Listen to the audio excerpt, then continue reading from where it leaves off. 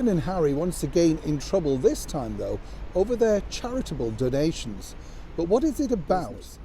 Hi, good morning, Neil. Sean here in the very heart of London. Lovely to see you today. Yes, go on, give me a wave. I know I'm daft, aren't I? Do you remember when you were young and people told you, they can see you through the TV? Yes, I was one of those people that actually believed it. But I do like that sort of audience participation stuff, don't you? Like pantomime, sing along, clap it away. It makes for good fun, People sneer at things like that, don't they? And say, oh, fancy doing that? Well, what's wrong with that? We should enjoy ourselves. That's what we're put on this earth to do, at least some of the time. Unless, of course, you're reported on certain royals or ex-royals, as we are doing today. Now, as we know, Harry and Meghan recently celebrated that hollow victory against the Daily Mail. We told you how difficult that was going to be moving forward.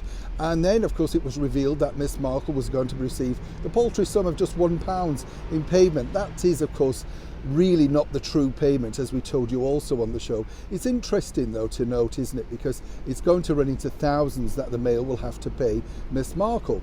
But here, as ever, where the story gets particularly interesting for me.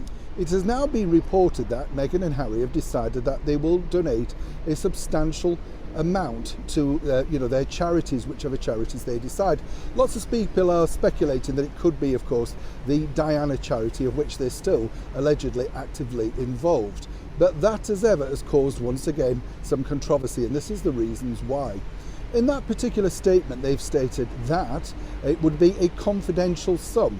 Now, you do kind of wonder, as I often say here on the show, who is advising Meghan and Harry? Because if they wanted to win over some public favour at least, I'm not suggesting in any shape or form that they should donate the whole amount. But obviously, if it's a considerable amount, then you would like people to know.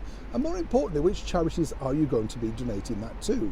This, as you can imagine, has caused a bit of a rumpus over here in the United Kingdom, because once again, it's all sort of smoke and mirrors, cloak and daggers, that sort of stuff. And that's really what Harry and Meghan now, moving forward, should be trying to move away from. A bit of transparency, let people know exactly what they're doing. So hopefully, at some point, people may wish to reconnect. It's their choice, obviously. But as ever with the ex-royals, it does seem to appear that they want to nail down their privacy as and when it suits them. But of course, their PR teams seem more than happy to leak out their own donations as and when they wish it to be known. You see the confusion here. My advice to Harry and Meghan would be to make sure that whatever you do with that sizable money coming your way from that victory against the tabloid newspaper, seemingly I would suggest let the people know exactly what you're doing with the money. If you are doing anything, that's simply up to you. It's your victory, it's your money. But the feeling over here in the United Kingdom, and I'm sure certain parts around the world, is why bother if you're not going to reveal exactly what you're going to do with it? As ever, when I know more, you'll know more. Neil Sean in the very heart of London.